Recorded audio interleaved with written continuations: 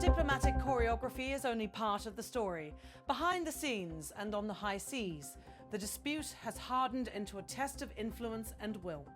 Washington accuses Beijing of continuing to purchase Iranian crude, and US officials say those purchases are keeping Tehran's coffers replenished at a time when the country is under intense military and economic pressure.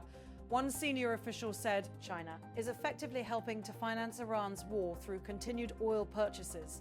The remark has been echoed in public statements and off-the-record briefings, a blunt expression of how central oil revenue is to Tehran's ability to sustain military operations. For years, sanctions have been a central tool of US strategy aimed at severing an adversary's access to money and materials and thereby degrading capabilities without resorting to indiscriminate military force. In Iran's case, crude exports are the economic backbone. Interrupt that stream and you directly strain tea.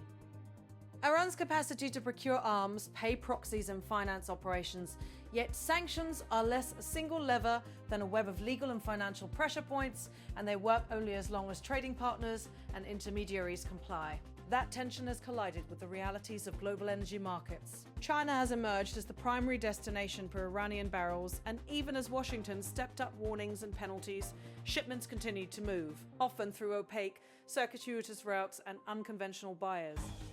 Analysts tracking tanker movements and refinery intake found that crude destined for China was frequently loaded at sea, reflagged and routed through a web of middlemen and smaller refineries. That logistical ingenuity underlines the limits of unilateral sanctions in a world where buyers can simply choose another channel.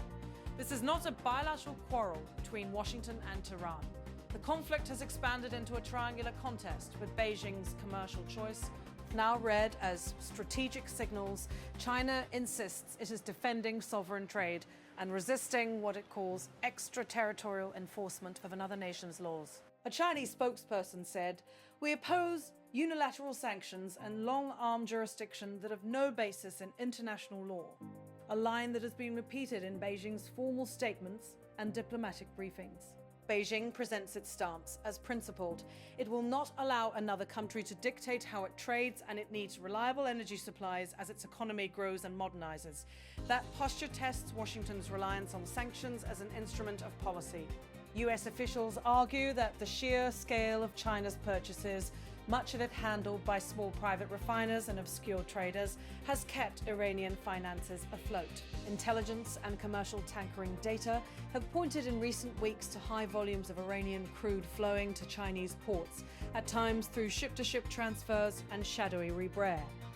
Sending, which complicates enforcement and prosecution. The practical upshot is that unilateral measures, even backed by the threat of secondary sanctions, are harder to police when a very large market opts for continued engagement. On the other side, there is an obvious calculation in Beijing: energy security. Iran offers proximity and often discounted barrels, important for satisfying the voracious demand of an industrialized country with limited domestic oil production. Buying Iranian crude is, from Beijing's view, a straightforward commercial decision. But in the current environment, commerce cannot be separated from geopolitics. The United States reads these purchases as extending a lifeline to Tehran in the middle of a war, while China frames its actions as lawful trade between sovereign states. But penalties and diplomatic pressure are only one side of a kinetic equation that has grown more dangerous. The military dimension is immediate and volatile. Since late February, the Gulf has seen repeated incidents that have threatened commercial shipping and prompted direct US military responses. American forces have intercepted missiles, downed drones, and in some reported cases destroyed small attack craft that threatened transiting vessels. Officials have framed these operations as defensive, securing sea lanes and ensuring freedom of navigation, while warning Tehran that certain lines will not be crossed. One defense official said, "We are locked and loaded if Iran crosses the line," a remark intended as both deterrent and public reassurance. That stance carries its own risks.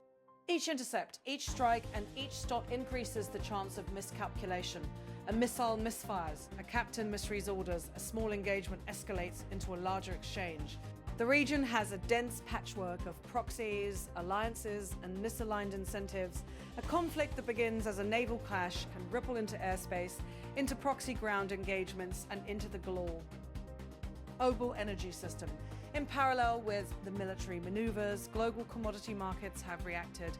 Oil prices spiked as the Strait's closure, and the uncertainty about shipments pushed buyers to hedge against supply disruptions. The economic consequences extend beyond the price at the pump.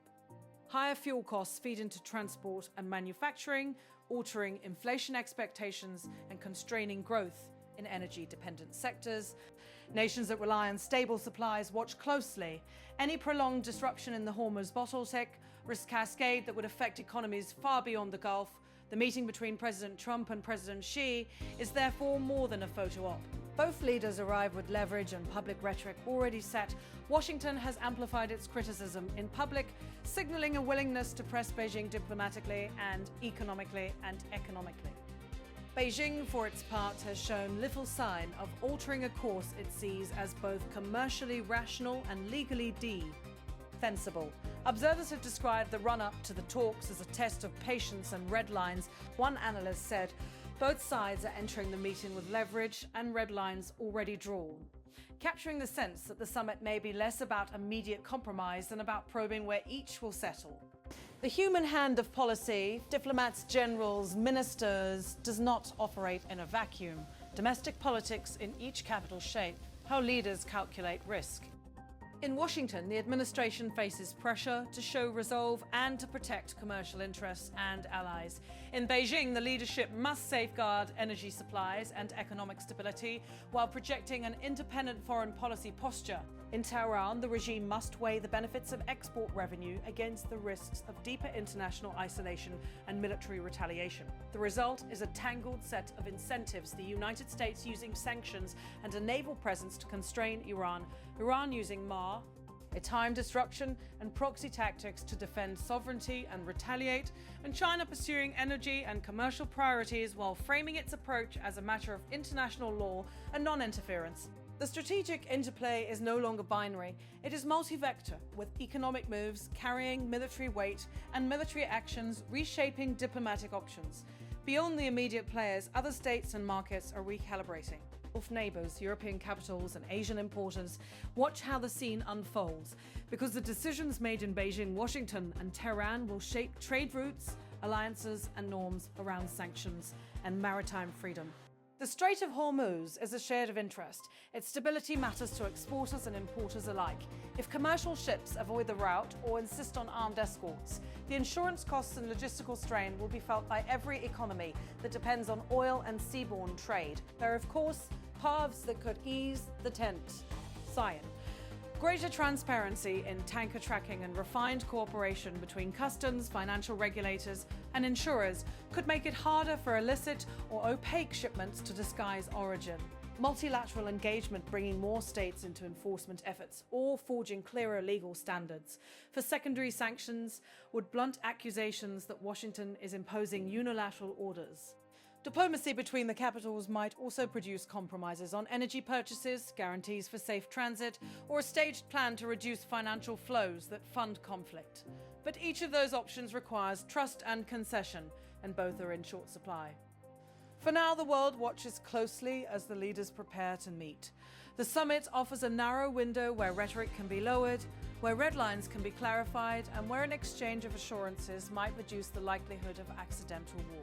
Yet even a successful summit would not erase the structural drivers of the conflict: Iran, Xi's strategic posture, China's hunger for energy, and the United States' reliance on sanctions as a foreign policy lever. That is why many observers warn that even if leaders find temporary accommodations, the underlying competition over influence, commerce, and security will persist.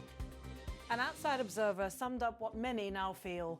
One observer said, "This is no longer just about oil, it's about global power and influence." And that simple reframing captures why this dispute has grown beyond barrels and tankers into a contest over who sets the rules of the international economy. The coming days and the decisions taken in conference rooms, on the decks of ships, and in the back channels of diplomacy will matter. Missteps at sea can turn tactical skirmishes into strategic quagmires. Misread signals at a summit can harden positions that might otherwise have softened. So while markets and militaries react to the moves already made, negotiators will try, with varying degrees of urge, messy and leverage, to map a way out. In the end, this moment illustrates a basic truth.